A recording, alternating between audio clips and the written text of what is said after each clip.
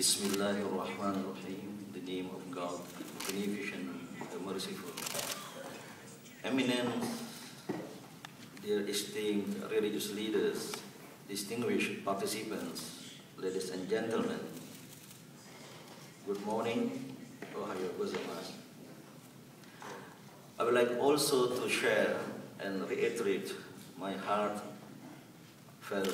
condolence and sympathy to Japan for the great devastated earthquake and tsunami last year, followed by the Fukushima disaster. The organization of this conference is timely, as the major world crisis today is the crisis of energy, in addition to the crisis of food, the crisis of environment, and the financial crisis. Human being has been facing energy deficit due to non-renewability of energy like oil, gas, and coal. In this era of modernization, with the advancements of science and technology, human being is in strong need of energy.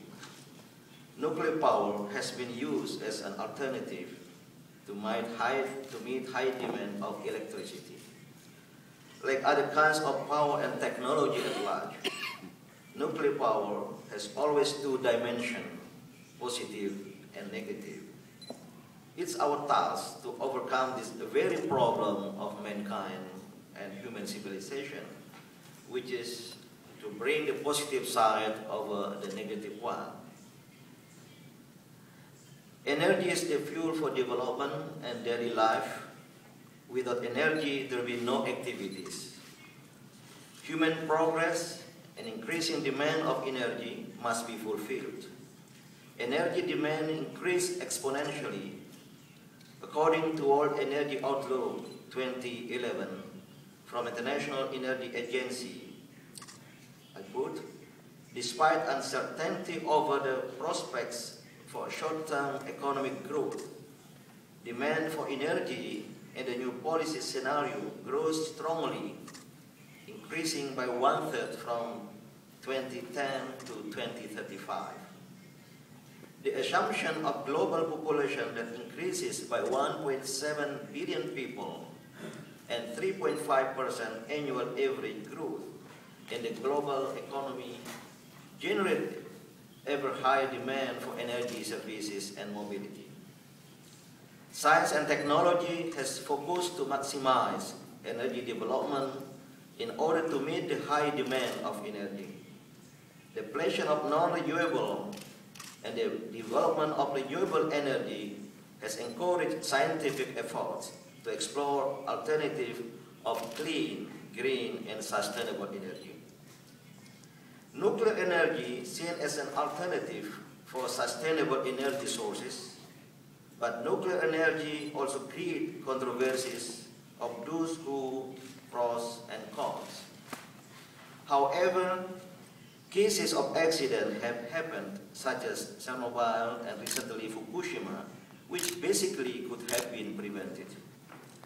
The last report from the Japanese government, final report of government investigation panel on Fukushima, recently released on July 23, 2012, stated that nuclear tragedy of Fukushima could be concluded as man-made disaster. Stated in the report, from construction to emergency response, the physical structure of the plant was not strong enough to withstand the disaster, and the industry was not prepared to respond to it, which left the public unprotected and unprepared. Nuclear energy leaves two fundamental questions of nuclear safety and nuclear security. One, nuclear safety on unintended condition or events leading to radiological releases from authorized activities. It relates mainly to intrinsic problem of hazards.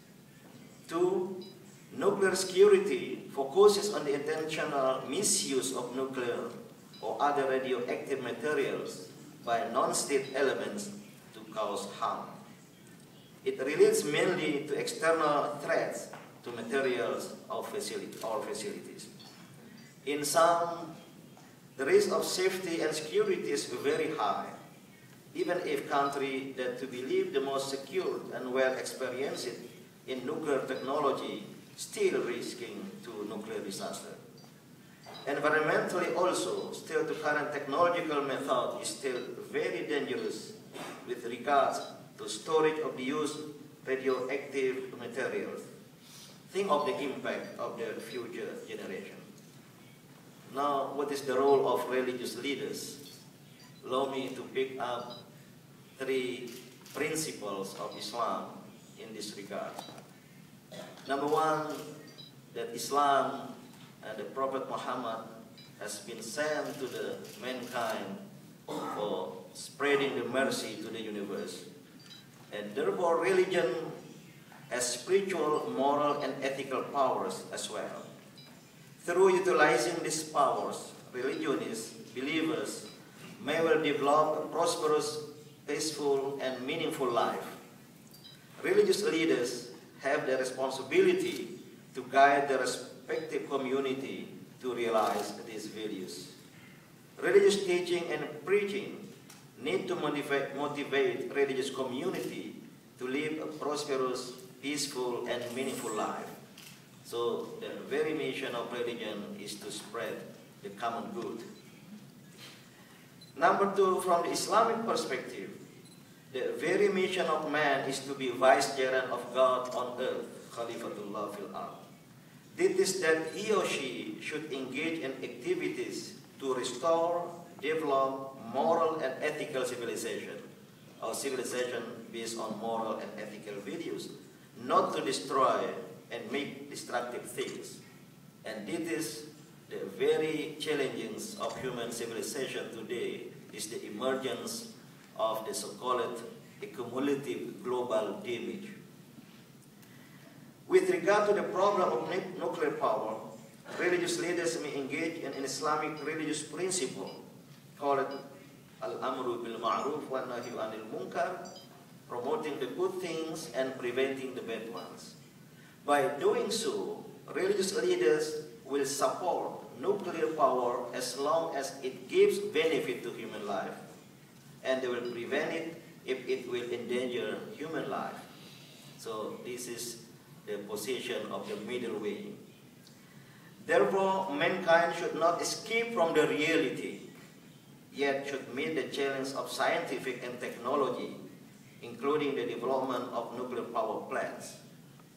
Yet, the development of nuclear power should guarantee its safety and the safety of human life. Religious leaders should encourage the development of safe technology and sustainable development with meaning. Religious leaders should support investment of renewable, sustainable, and green source of energy. Lastly, religious leaders should launch a campaign on save our environment with green energy.